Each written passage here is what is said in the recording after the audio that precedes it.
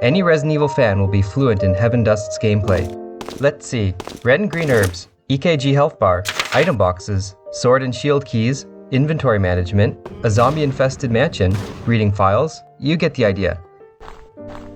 Clearly this is an homage to the early Resident Evil games, but it makes me wonder, with so many elements lifted from RE games, when does an homage become a knockoff? And what ideas does Heaven Dust bring to the genre? Let's have a look. Heaven Dust, by developers One Gruel Studio, is available on Steam and Nintendo Switch, and I'll try my best not to say Dust Heaven. I bought it on the eShop for about $6, but it usually goes for $8, so it's safe to say it's a budget title. There are two defining features that set it apart from the classic RE games it emulates. First, you'll probably notice the isometric perspective. This is occasionally used to surprise the player as zombies ambush you from out of view. And second, all the characters have a cute chibi look with big heads and small bodies. Want to play a cute RE game? Here you go! This is the hole that Heaven Dust fills in the survival horror genre's library, just without so much horror.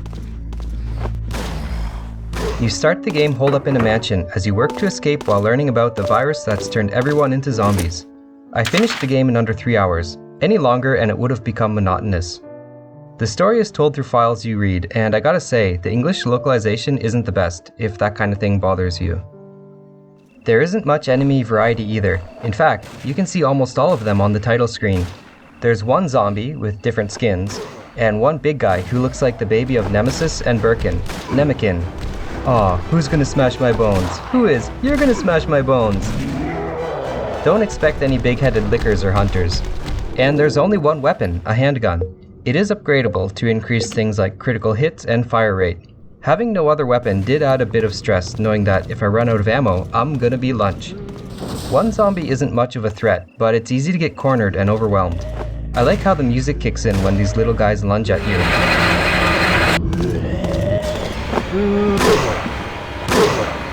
Other times, the music is mostly just atmospheric. The environments have some nice details like the wallpaper or the worn edges on the table, and the mansion looks like a lived-in space. But you wouldn't be blamed if you thought this was a mobile game at first. You'll open up new areas of the mansion as you explore, taking you through gardens and different facilities. There are secrets to find as well, and you can buy hints from vending machines with tokens, or save the tokens for ammo or character upgrades. The puzzles in Dust Heaven belie the simplistic gameplay, and some of them were tough.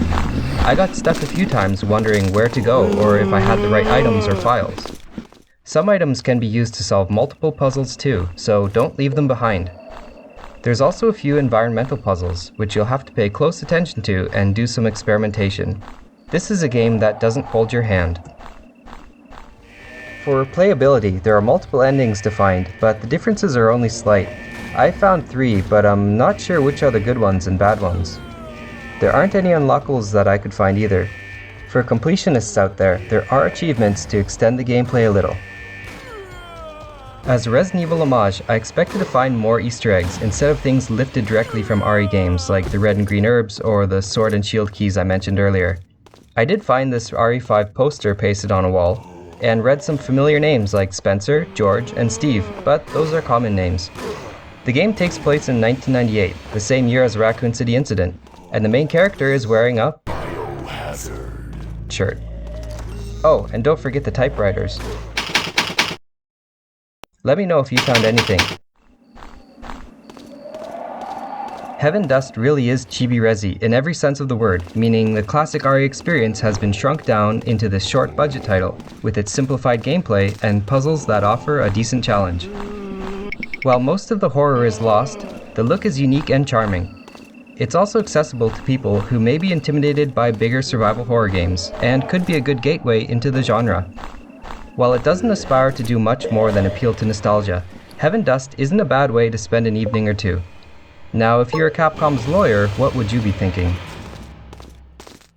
Thanks for watching. If you'd like to help me out, please like and subscribe before it was cool.